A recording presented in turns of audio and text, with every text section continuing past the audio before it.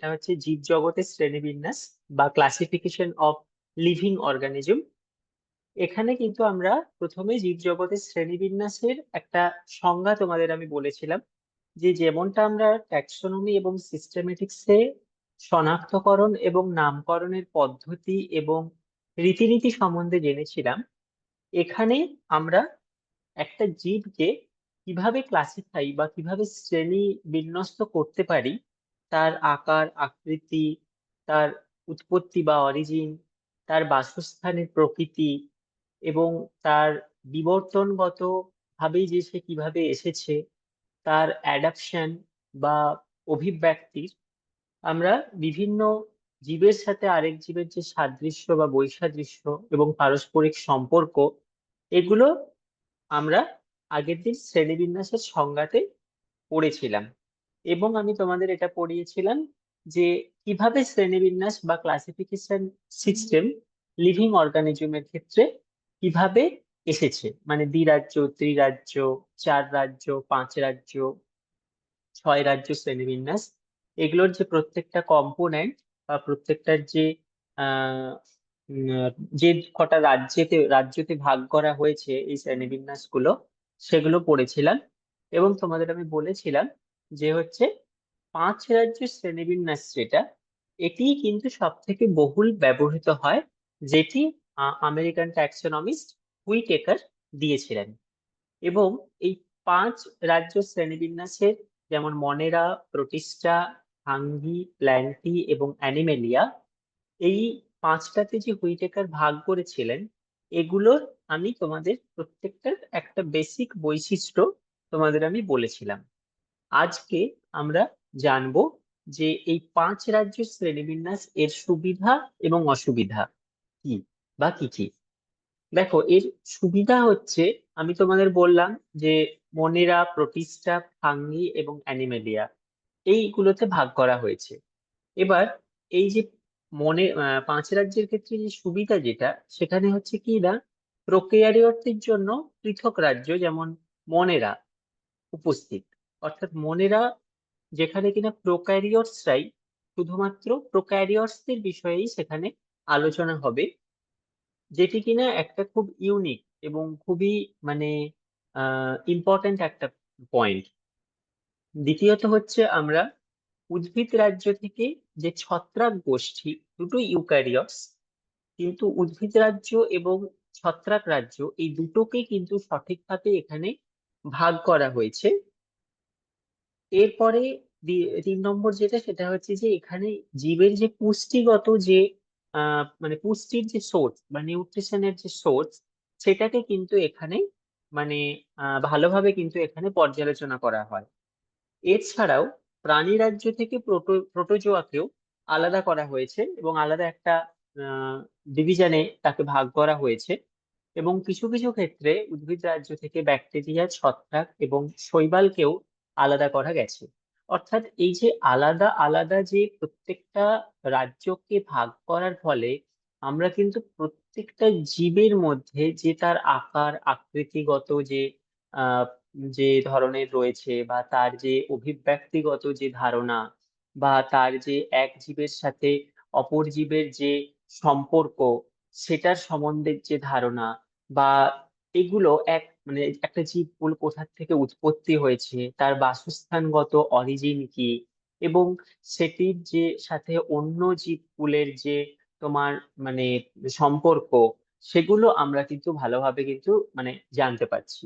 এছাড়াও যে তোমার মনেরা, প্রোটিস্টা, ফাঙ্গি, প্ল্যান্টি এবং অ্যানিমেলিয়া, এই পাঁচটা রাজ্যতে ভাগ করার ফলে আমরা মনেরাতে শুধুমাত্র প্রোক্যারিওটসদের বিষয়ে আলোচনাটা করছি।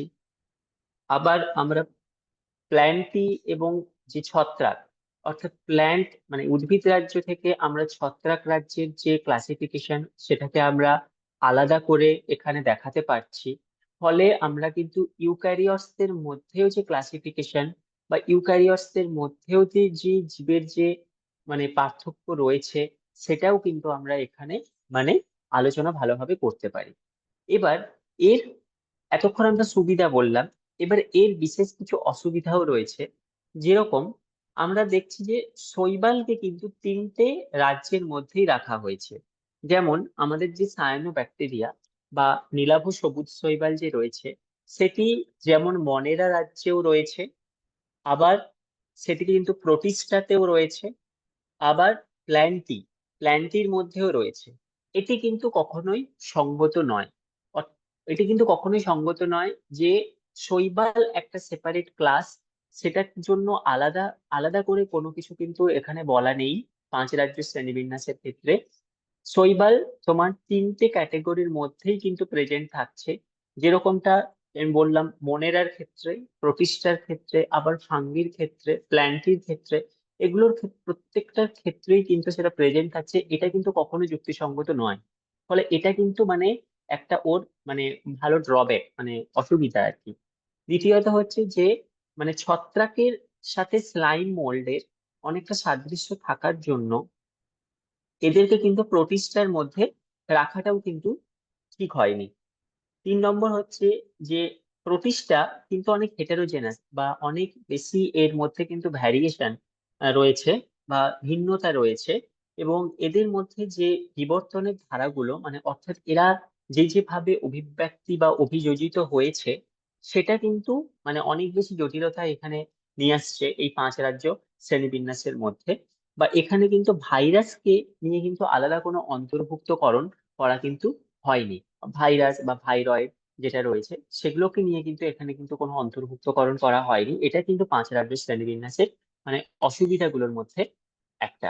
তো আমি কিন্তু আমাদের পাঁচ রাজ্য শ্রেণীবিন্যাসের প্রত্যেকটার পার্ট, প্রত্যেকটার যে বেসিক ধরন, মানে কি কি বৈশিষ্ট্য রয়েছে প্রত্যেকটার, সেটা বললাম। এর সাথে আমি সুবিধা এবং অসুবিধা দুটোকেই কিন্তু মানে তোমাদের বলে দিলাম। কোনো এই জায়গা, এই পয়েন্টটা থেকে কোনো অসুবিধা থাকলে তোমরা বলতে পারো। এই পয়েন্টটাতে শিবপুর একটু পরে এলে মনে হয়। শিবপুরের কোনো কোশ্চেন থাকলে বলো।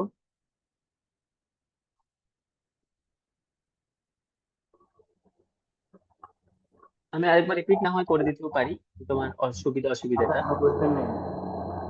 আচ্ছা, ঠিক আছে।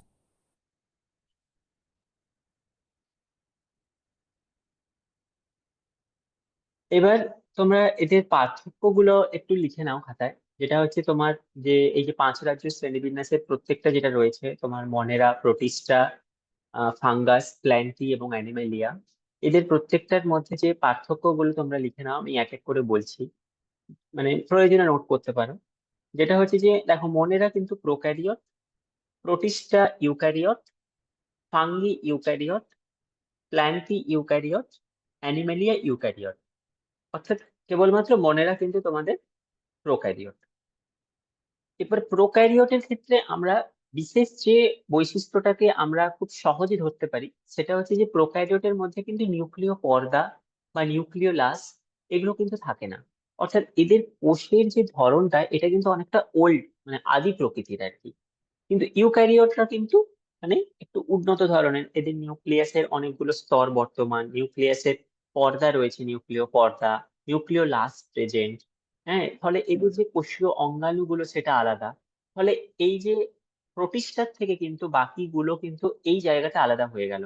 অর্থাৎ আমি প্রথমেই বললাম যে প্রোটিস্টা কিন্তু প্রোক্যারিওট, আর বাকিগুলো যেগুলো তোমার এই সরি, মনেরা কিন্তু প্রোক্যারিওট, প্রোটিস্টা, ফাঙ্গাস, প্ল্যান্টি, অ্যানিম্যালিয়া এগুলো কিন্তু ইউক্যারিওট। অর্থাৎ প্রোটিস্টার ক্ষেত্রে কিন্তু তাহলে নিউক্লিয় পর্দা বা নিউক্লিয় লাস এগুলো প্রেজেন্ট থাকবে না। বাকিগুলোর ক্ষেত্রে কিন্তু সেটা প্রেজেন্ট, মানে বাকিগুলোর ক্ষেত্রে কিন্তু সেটা প্রেজেন্ট থাকবে। এরপরে হচ্ছে যে তোমার মনেরা ক্ষেত্রে যে কোষ প্রাচীর, সেটা কিন্তু সেলুলোজ বিহীন, পলিস্যাকারাইড এবং মূলত পলিস্যাকারাইড এবং অ্যামিনো অ্যাসিড এটা দিয়েই গঠিত। কিন্তু প্রোটিস্টার ক্ষেত্রে বা ফাঙ্গাসের ক্ষেত্রে বা প্ল্যান্টির ক্ষেত্রে আমরা দেখি যে এদের কোষপ্রাচীর কিন্তু সেলুলোজ যুক্ত। এদের কোষপ্রাচীর কিন্তু সেলুলোজ যুক্ত। আবার অপরদিকে যেটা তোমার অ্যানিম্যালিয়া রয়েছে, সেই অ্যানিম্যালিয়া কিন্তু আবার সেলুলোজ প্রেজেন্ট থাকে না, মানে কোষপ্রাচীরের ক্ষেত্রে। তো মনেরা ক্ষেত্রে আমরা দেখলাম কি যে কোষপ্রাচীর মেনলি অ্যামিনো অ্যাসিড এবং বিভিন্ন পলিস্যাকারাইড গুলো দিয়ে গঠিত, এবং সেলুলোজ থাকে না বা সেলুলোজ প্রেজেন্ট নয়। কিন্তু তোমার যেটা প্ল্যান্টি এবং প্রোটিস্টা এবং ফাঙ্গাস, তার ক্ষেত্রে কিন্তু কোষপ্রাচীর সেলুলোজ যুক্ত এবং মানে অনেকের ক্ষেত্রে কাইটিনও প্রেজেন্ট থাকে এবং অনেকটা উন্নত ধরনের, মানে এর থেকে। কিন্তু অ্যানিমালিয়ার ক্ষেত্রে কি না, অ্যানিমালিয়ার ক্ষেত্রে কিন্তু কোষপ্রাচীরে সেলুলোজ প্রেজেন্ট থাকে না। আর প্লাস্টিডের উপস্থিতি মেনলি কিন্তু উপস্থিত প্লাস্টিড তোমার উদ্ভিদ রাজ্য বা প্ল্যান্টিড ক্যাটাগরির মধ্যে কিন্তু প্লাস্টিডটা উপস্থিত। প্রোটিস্টার ক্ষেত্রে কিছু কিছু জীবের ক্ষেত্রে প্রোটিস্টা ক্যাটাগরিতে তোমার আহ, মানে প্লাস্টিড প্রেজেন্ট। তো তোমরা জানো যে প্লাস্টিডটা কি না, প্লাস্টিড মেনলি হচ্ছে যে মানে তোমার গাছের যে সবুজ উপাদান যেখানে রয়েছে, যেখানে কিনা গাছের খাবার তৈরি হয় প্লাস্টিডে, তোমার যেখানে কিনা সৌরশক্তিকে আবদ্ধ করে শর্করা জাতীয় খাওয়ার গাছ উৎপন্ন করে। তো যেটা থেকে আবার পরবর্তীকালে তোমার বাস্তুতন্ত্রের মাধ্যমে সেই এনার্জিটা, যেটা আমরা উদ্ভিদের কে ভক্ষণ করার ফলে সেটা আসে, আবার পরবর্তী জীবের ক্ষেত্রে যায়, এইভাবে যেটা যায়। তো প্লাস্টিড মেনলি কিন্তু প্রেজেন্ট থাকছে তোমার উদ্ভিদ রাজ্যতে।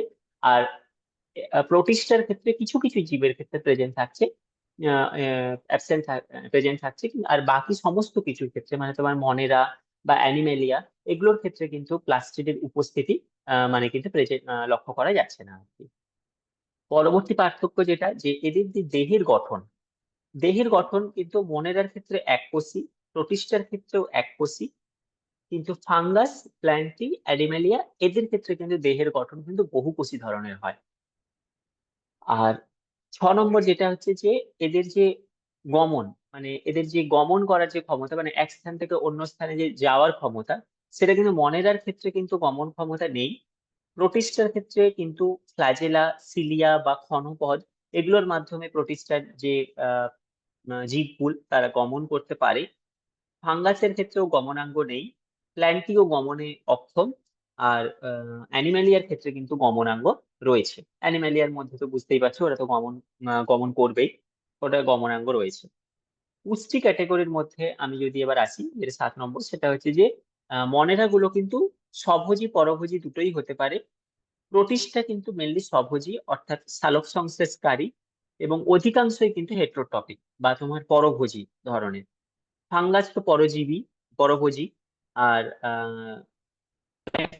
প্ল্যান্টি স্বভোজী, যেটা বললাম যে সালোক সংশ্লেষের মাধ্যমে ওরা নিজের খাবার নিজে করতে পারে।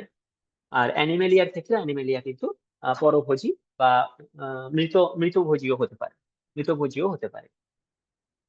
আর এবারে যে জনন ক্ষমতার ক্ষেত্রে যদি আসি, মনেরার ক্ষেত্রে মূলত হচ্ছে অযৌন জনন ঘটে। তবে কোনো কোনো ক্ষেত্রে তোমার ট্রান্সট্রাকশন বা ট্রান্সফরমেশন বা কনজুগেশন, এগুলো আরো পরের দিকে তোমরা আরো ক্ল্যারিটি আসবে মানে এগুলো। তো ওগুলোর মাধ্যমেও কিন্তু এরা যৌন জনন করতে পারে। আর প্রোটিস্টার ক্ষেত্রে যৌন অযৌন অর্থাৎ সিনগ্যামি এবং কনজুগেশন দু প্রকারের জননই ঘটে, তবে বেশিরভাগ ক্ষেত্রেই কিন্তু অযৌন জননটাই ঘটে। যৌন জনন কিন্তু অত বেশি পরিলক্ষিত হয় না জীবকুলের ক্ষেত্রে। ফাঙ্গাসের ক্ষেত্রে যৌন অযৌন দু প্রকারেরই জনন ক্রিয়া সম্পন্ন লক্ষ্য করা যায়। উদ্ভিদ রাজ্যে যৌন অযৌন দুটিই লক্ষ্য করা যায়। অ্যানিম্যালিয়ার ক্ষেত্রেও যৌন অযৌন দু প্রকারেরই জনন প্রক্রিয়া লক্ষ্য করা যায়। অর্থাৎ এক্ষেত্রে কিন্তু বিশেষ মানে ইম্পর্টেন্ট পার্থক্য কিন্তু সেরকম নেই। তুমি যদি খুঁজে দেখো যে মনেরার ক্ষেত্রেও তুমি যেমন পাবে যৌন অযৌন জনন দু প্রকারেরই আহ জনন ক্রিয়া সম্পন্ন করে, আবার প্রোটিস্টার ক্ষেত্রেও পাবে। উদ্ভিদের ক্ষেত্রেও এক্সেপশন তো আছেই, আহ অযৌন যৌন দু প্রকারেরই জনন ক্রিয়া হয়। অ্যানিম্যালিয়ার ক্ষেত্রেও সেম, দু প্রকারেরই জনন ক্রিয়া তুমি লক্ষ্য করতে পারবে। পুষ্টির ক্ষেত্রেও বললাম যে মূলত প্ল্যান্টই স্বভোজী, বাকি প্রত্যেকেই কিন্তু পরভোজী। এবং এক্সেপশন হিসেবে স্বভোজী থাকতেও পারে, তোমার বিশেষত মনেরা, প্রোটিস্টা বা কিছু কিছু শ্রেণী, কিছু কিছু ছত্রাকের মধ্যে। আহ আচ্ছা, এর তাহলে তোমাদের পার্থক্যটা আমি বললাম, তোমরা আশা করি নোট করেছো। কোনো ইম্পর্টেন্ট কিছু থাকলে, এখান থেকে কোনো কোশ্চেন থাকলে, কিছু থাকলে বলো। আমি 5 রাজ্য শ্রেণীবিন্যাসের তোমার বৈশিষ্ট্য বললাম, 5 রাজ্য শ্রেণীবিন্যাসের প্রত্যেকটা ধাপ, এবং কেন 5 রাজ্য শ্রেণীবিন্যাস আমাদের বেশি ইম্পর্টেন্ট রাদার দ্যান আদার গুলোর থেকে, সেটা তোমাদের বলেছি। তো এখান থেকে কোনো কিছু থাকলে বলো, এই পার্টটা থেকে কোনো জায়গা বুঝতে অসুবিধা বা কিছু থাকলে। এরপরে আমরা একটা একটা করে এবার তার ডিটেলসে আসবো। যেমন আমার মনেরা ধরবো এরপরে ডিটেলসে।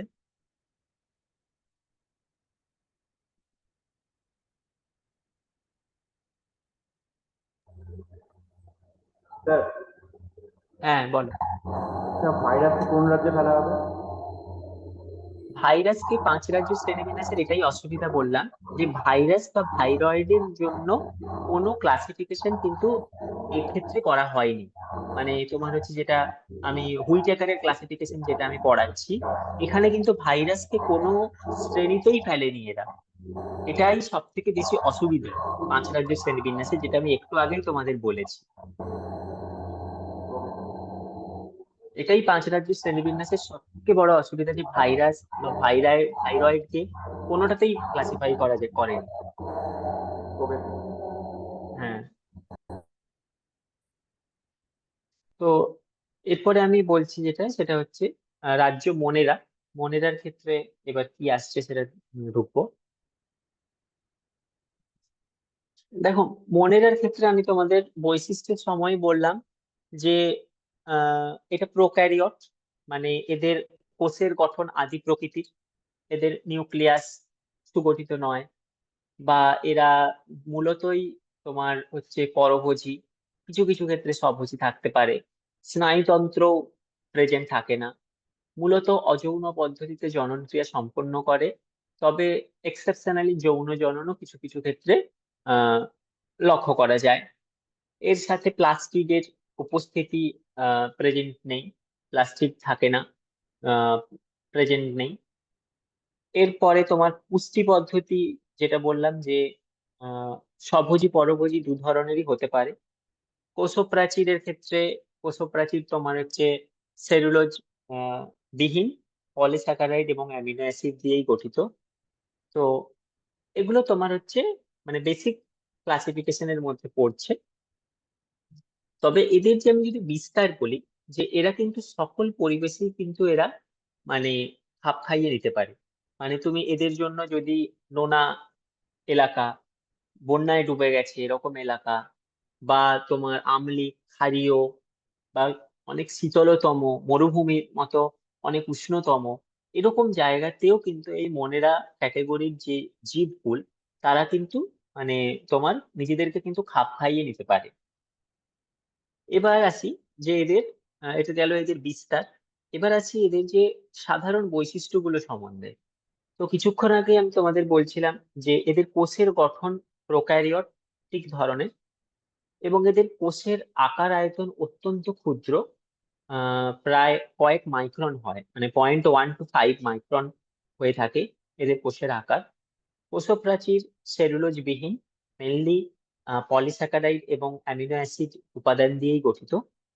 এদের সাইটোপ্লাজমের ক্ষেত্রে কিন্তু মেনলি পর্দাবিহীন কোষ অঙ্গাণুগুলোই কিন্তু প্রেজেন্ট থাকে, প্লাস্টিড থাকে না। নিউক্লিয়াসের ক্ষেত্রে তোমার যে নিউক্লিয় পর্দা বা নিউক্লিয় লাস, এগুলো অনুপস্থিত। তো শুধুমাত্র এদের যে নিউক্লিয় বস্তু, নিউক্লিয়য়েড বলা হয় তাকে। এদের জেনেটিক উপাদান মূলত হচ্ছে মানে ডিএনএ, দ্বিতন্ত্রী ডিএনএ এখানে জেনেটিক বস্তু হিসাবে থাকে। তবে এখানে টিআরএনএ এবং আরআরএনএ, অর্থাৎ ট্রান্স আরএনএ এবং রাইবোজোমাল আরএনএ, এগুলোরও কিন্তু সজ্জাক্রম এখানে লক্ষ্য করা যায়। আর কিছু কিছু ক্ষেত্রে তোমার প্লাজমিড এবং এপিজোমও থাকে। আর কোষ অঙ্গাণুর কথা যদি বলি, যে এখানে কিন্তু মেসোজোম এবং 70S রাইবোজোম, অর্থাৎ মানে অল্প কিছু পর্দাবিহীন কোষ অঙ্গাণু থাকে। এক ক্লোরোপ্লাস্ট তো থাকে নাই, প্লাস্টিড আগেই বলেছি যে প্লাস্টিড থাকে না। এবং এদের যে কোষের যে গহ্বর, সেটা কিন্তু গ্যাস পূর্ণ গহ্বর লক্ষ্য করা যায়, অর্থাৎ যেটা ভ্যাকিওলের কথা বলা হচ্ছে। এবং ফ্ল্যাজেলিন প্রোটিন দ্বারা গঠিত থাকে, ফ্ল্যাজেলা, এবং পিলি এবং ফিমব্রিও লক্ষ্য করা যায়। তবে আর পুষ্টি পদ্ধতি স্বভোজী এবং পরভোজী দু ধরনেরই হয়ে থাকে। শ্বসন হচ্ছে সবাত এবং অবাত দু ধরনেরই শ্বসন প্রক্রিয়া এখানে সম্পন্ন হয়। কোষের বিভাজন হচ্ছে অ্যামাইটোসিস প্রকৃতির, মাইটোসিস কোষ বিভাজন এখানে লক্ষ্য করা যায় না। স্পিন্ডেল ফাইবারও প্রেজেন্ট থাকে না। মিওসিস কোষ বিভাজনও ঘটে না। জনন প্রক্রিয়া মূলত অযৌন ধরনেরই জনন প্রক্রিয়া ঘটে, যৌন জনন ঘটে না। এবং জিনের পুনঃসংযুক্তি বা রিকম্বিনেশন এখানে কিন্তু ঘটে থাকে। তবে বেশ কিছু মনেরা রাজ্যের জীব নাইট্রোজেন চক্রে অংশগ্রহণ করে এবং নাইট্রোজেনকে কিন্তু আবদ্ধ আবদ্ধ করতে পারে এরা নিজেদের মধ্যে, এবং পরবর্তীকালে সেই নাইট্রোজেন বাস্তুতন্ত্রে আবার সঞ্চার হয়।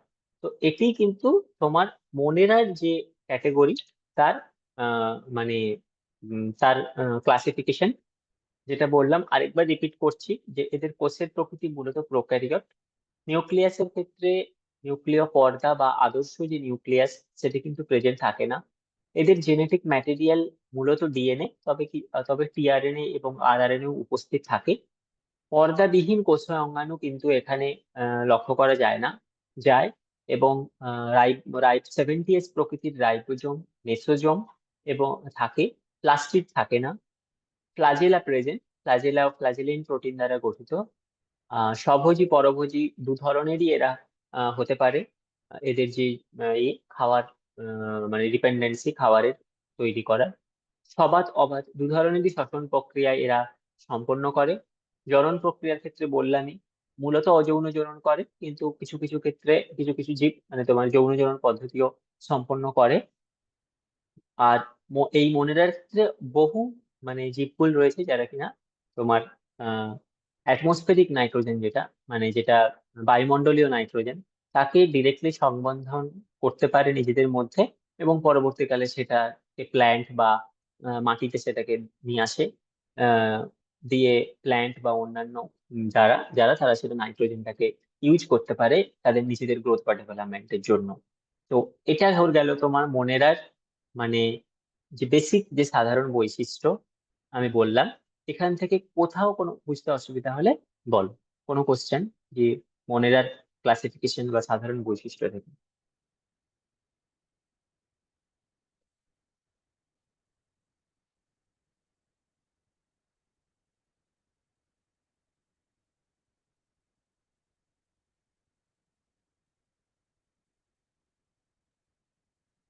শিবপুর।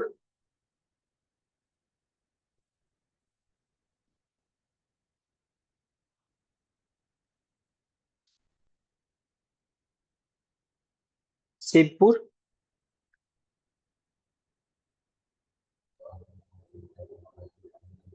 না স্যার, কোনো কোয়েশ্চেন নেই। ঠিক আছে। তো এরপরে যেটা আসছি সেটা হচ্ছে তোমার এই আহ মনেরার যে শ্রেণীবিন্যাস, মানে যেটা সেটা হচ্ছে মনেরার ক্ষেত্রে দেখো তোমার সাব কিংডম কিন্তু দুটো রয়েছে। কিংডম তো বললাম মনেরা, সাব কিংডমের ক্ষেত্রে দুটো রয়েছে, একটা হচ্ছে আর্কি ব্যাকটেরিয়া আর একটা হচ্ছে ইউ ব্যাকটেরিয়া। আর্কি ব্যাকটেরিয়ার মধ্যে তোমার মিথানোজেন্স, হ্যালোফাইলস এবং থার্মো অ্যাসিডোফাইলস, এই ধরনের তিনটা আহ ভাগে একে ভাগ করা যায়। আর ইউ ব্যাকটেরিয়াকে মানে ছটা ভাগে ভাগ করা যায়, যেগুলো হচ্ছে ব্যাকটেরিয়া, সায়ানোব্যাকটেরিয়া, মাইকোপ্লাজমা, অ্যাক্টিনোমাইসেটিস, স্পাইরোকাইটস এবং রিকেটসিয়া লাইক অর্গানিজম। এই ছটা ভাগে ইউ ব্যাকটেরিয়াকে ভাগ করা যায়। এবার আমি যদি তোমাদের মানে আর্কি ব্যাকটেরিয়ার সম্বন্ধে বলি, আর্কি ব্যাকটেরিয়ার ক্ষেত্রে যেটা হচ্ছে যে আহ, এদের বেশিরভাগই কিন্তু অবলুপ্তের পথে বা অবলুপ্ত হয়ে গেছে, এরকম ধরনের ক্যাটেগরির মধ্যে এদেরকে ফেলা হয়েছে। যাদের আমরা উপস্থিতিটা লক্ষ্য করতে পারি তোমার হচ্ছে যে জীবাশ্মগুলো রয়েছে সেই জীবাশ্মের ছাপ থেকে বা পারিপার্শ্বিক পরিবেশেও এদের যে উপস্থিতি সেগুলো থেকে কিন্তু এর টের পাওয়া যায়। এদের যে বৈশিষ্ট্য যদি আমি বলি, আহ বৈশিষ্ট্য যেটা যদি বলি যে এদের কোষপ্রাচীর মূলত সেলুলোজ বিহীন, পলিস্যাকারাইড এবং প্রোটিন দিয়েই গঠিত। এদের পেপটাইড ও গ্লাইকেন প্রেজেন্ট থাকে না। কোষপর্দাতে একস্তরীয় লিপিডের স্তর থাকে। ফ্যাটি অ্যাসিড এবং গ্লিসারলের সঙ্গে এস্টার বন্ডের পরিবর্তে ইথার বন্ড এখানে যুক্ত থাকে। নিউক্লিওটাইড যেটা সেটা 16S rRNA নিউক্লিওটাইড অন্যান্য জীবের চেয়ে ভিন্ন ধরনের হয়। পরিবেশের সহনশীলতার দিকটা যদি বলি যে এরা কিন্তু মানে অনেক ডাইভার্স জায়গাতেও কিন্তু এরা প্রেজেন্ট থাকতে পারে। অর্থাৎ আম্লিক, ক্ষারীয়, শীতলতম, উষ্ণতম এই সমস্ত জায়গাগুলোতেও কিন্তু এরা থাকতে পারে। এবং এদের অধিকাংশই কিন্তু অবাত শ্বসন বা অ্যানারোবিক কন্ডিশনেও কিন্তু এরা আহ মানে প্রেজেন্ট থাকতে পারে। এবং এরা সাধারণত অ্যান্টিবায়োটিককে কিন্তু এরা মানে ধ্বংসপ্রাপ্ত হয় না। এবার এই আর্কিও ব্যাকটেরিয়ার যে তিনটে ভাগ, যেটা তোমার বললাম, মিথানোজেন্স, হ্যালোফাইলস এবং থার্মো অ্যাসিডোফাইলস। তো এই মিথানোজেন্স কিন্তু মেনলি নাম শুনেই তোমরা বুঝতে পারছো যে এরা মিথেন উৎপন্ন করে। অর্থাৎ পচনশীল বস্তু থেকে এরা কার্বন এবং শক্তি সংগ্রহ করে এরা হাইড্রোজেনের উপস্থিতিতে এরা মিথেন তৈরি করে। এবং মানে এই ধরনের বিপাকের সময় এরা অনেক শক্তি উৎপন্ন করে। খাল, বিল, জলাশয়ের বিভিন্ন কাদা জায়গাতে বা অ্যানারোবিক জায়গাতে এরা কিন্তু প্রেজেন্ট থাকে। এবং এরা স্বভোজী। এবং এদের উৎপাদন মেনলি কিন্তু ইকোনমিক পারপাসে, তোমার গোবর গ্যাস প্ল্যান্ট ওখানে কিন্তু ইউজ হয়ে থাকে। এবার আসছে তোমার যেটা হ্যালোফাইলস। হ্যালোফাইলস নাম শুনেই বুঝতে পারছো যে এরা লবণাক্ত পরিবেশে এরা নিজেদেরকে খাপ খাইয়ে নিতে পারে।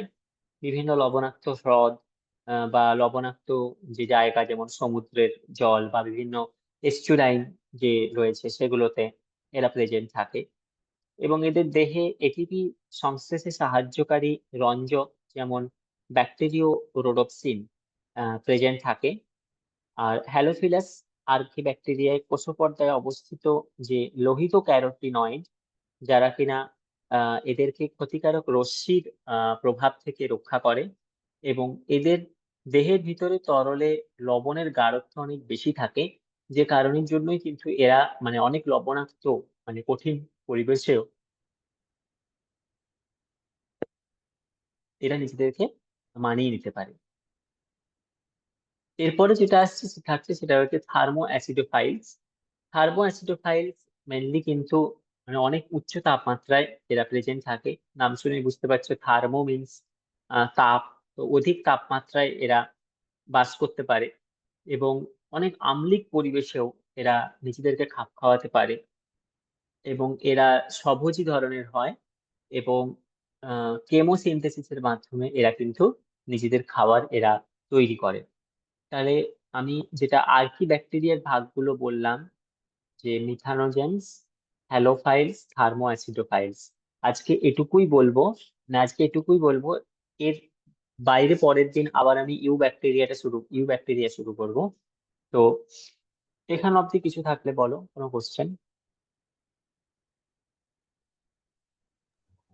না স্যার, কোনো কোয়েশ্চেন নেই। আচ্ছা।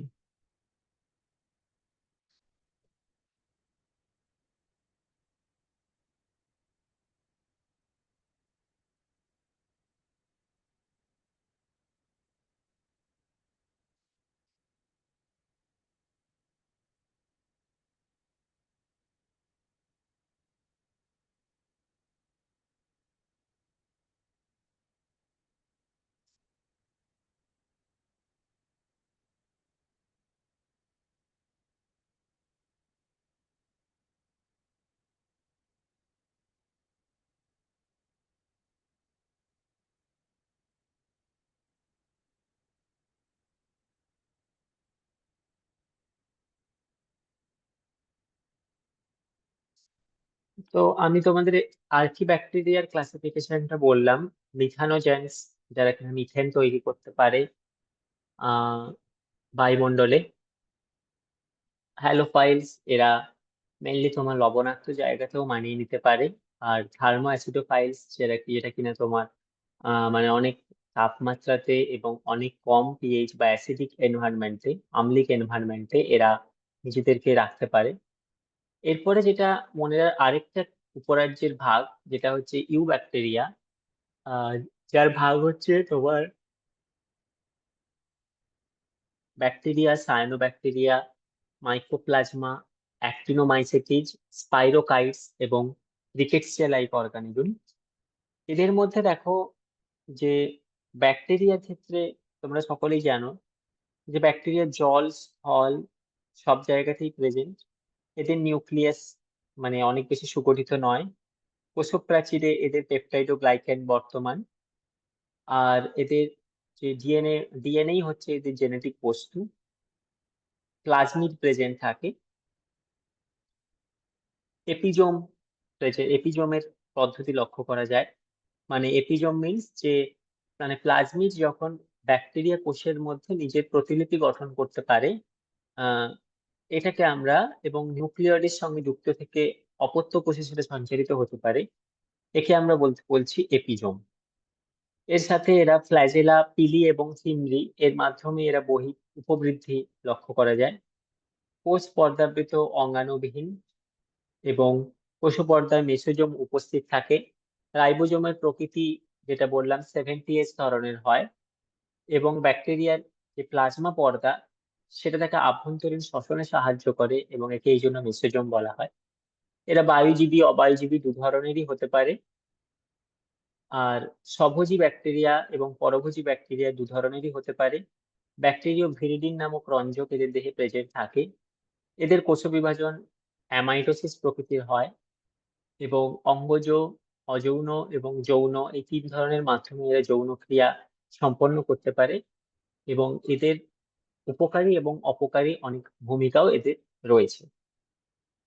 তো তোমাদের আজকে আমি এটুকুই পড়াবো, যেটা হচ্ছে যে ব্যাকটেরিয়া মানে তোমার আর্কিও ব্যাকটেরিয়ার টোটালটা বললাম।